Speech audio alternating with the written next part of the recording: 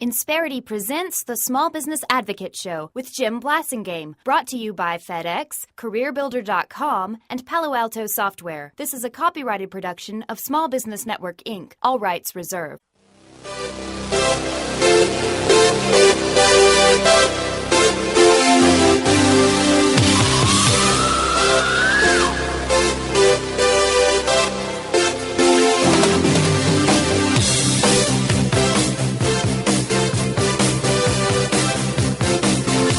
Welcome back. It's 12 after the hour. Thank you very much for hanging out with me. Thanks for being part of my day. I'm Jim Blasingame, and you're listening to the Small Business Advocate Show, and I'm glad you're here, and you're going to be glad you're here, too, because, ladies and gentlemen, I have a very special treat right now for you on this show, as he has been now for almost 14 years.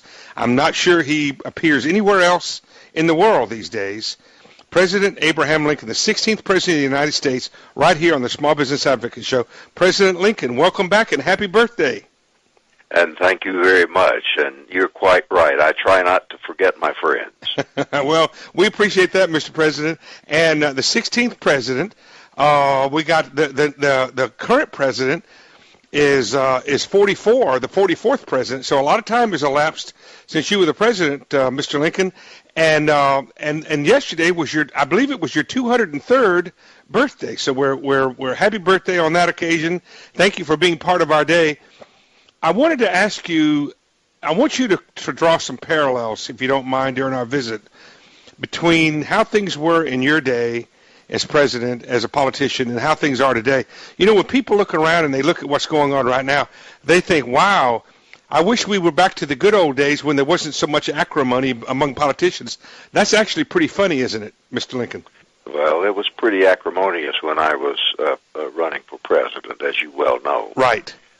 And so there are some parallels, and actually I think disturbing parallels, because the rhetoric became so heated. You know what it led to. Yeah, and absolutely. I think we should not, as I look at the current situation, we should not think that we can just say anything, think anything, and believe it's all going to turn out well, because it turned out well before, because we have to remember that it didn't turn out well. Right. In 1860. It turned a devostating experience that almost destroyed our country. So we have to be very careful about our rhetoric. Without your leadership, probably would have it did rend our country asunder, but not permanently, thanks to your leadership, President Lincoln. And as far as my leadership, there were a good many people that wanted to get rid of me, as you know. I barely, in fact, as I approached my second term and was running for re-election, it was widely believed up until the last 2 or 3 months that I was certain to be defeated, and had it not been for some last-minute victories, and eventually people thought, well, maybe we will give him another chance. Mm-hmm. I found it's almost in certain defeat. What about the relationship between? You spoke about this relationship between opposing parties and and how they should ultimately be toward each other in your first inaugural address. I certainly did. You know, Jim, I think that we tend to forget how fragile and sometimes how vulnerable a democracy is. My predecessor, John Adams, said all republics eventually commit suicide. That is, they divide into factions and split apart. And so when I was elected in November, in those days you didn't get inaugurated until March, so there was this long period in between when the nation was just falling apart. And so whenever I came to defend, to discuss my own presidency in the first inaugural, if I might, let me just tell you, I think I remember what I said at the close of that presentation. I said, we are not enemies, but friends. We must not be enemies. Though passion may have strained, it must not break our bonds of affection.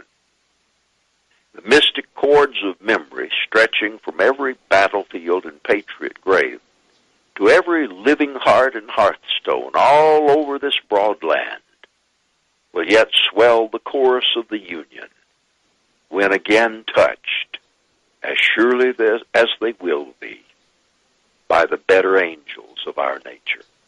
That, you see, I predicted that we would eventually be touched by the better angels of our nature, and that has happened, and I'm so happy and pleased, hopeful that it happened. Did you write those words, President Lincoln? Are those your words? Yes. Thank you for those words. Now, I want to stop for a second, Mr. President Lincoln. Those words, touched by the better angels of our nature, are the most beautiful, some of the most beautiful words ever written.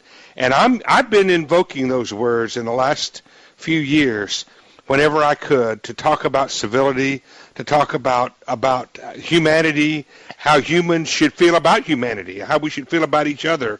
And I have to say that I just want to thank you for those words. They're beautiful. I thank you for that. And I truly do believe that. In fact, I believe that what separates politicians from statesmen is whether they appeal to the better angels of our nature instead of appealing to our fears and hatreds and prejudices. Well, see, and you're talking about the tipping point from politician to leader. From elected representative to patriot to statesman, and what do we have to do to have? A lot of people, and I'm one of them, are concerned that the concept of a statesman, the concept of leadership in Washington is long since passed. What do you think? Well, I think that there's some awfully good people in Washington, so. There always have been, and I think there always will be. But I think that a politician can get elected by appealing to what's bad in us. All of us can. All of us can respond that way. Like the negative campaign fears, the fears and prejudices and distrust, and to hear some politicians talk about their opponents, you would think that they believe the other politician is not an American, right? Is not loyal. And you get that from both. You get that from both parties. Yes, you do. And it's an easy way to get elected, and that is to appeal to not the better angels, but to our fears. Right.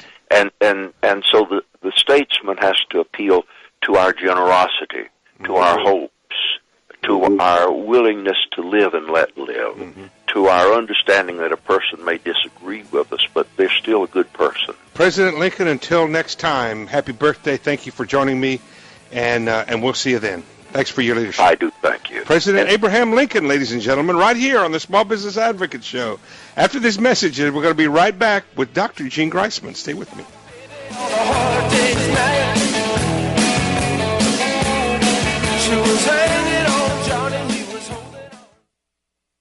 Insperity presents the Small Business Advocate Show with Jim Blasingame, brought to you by FedEx, CareerBuilder.com, and Palo Alto Software. This is a copyrighted production of Small Business Network, Inc., intended for the private use of our audience. Except as otherwise provided by copyright law, all other copying, redistribution, or publication without prior written consent is prohibited. All rights reserved.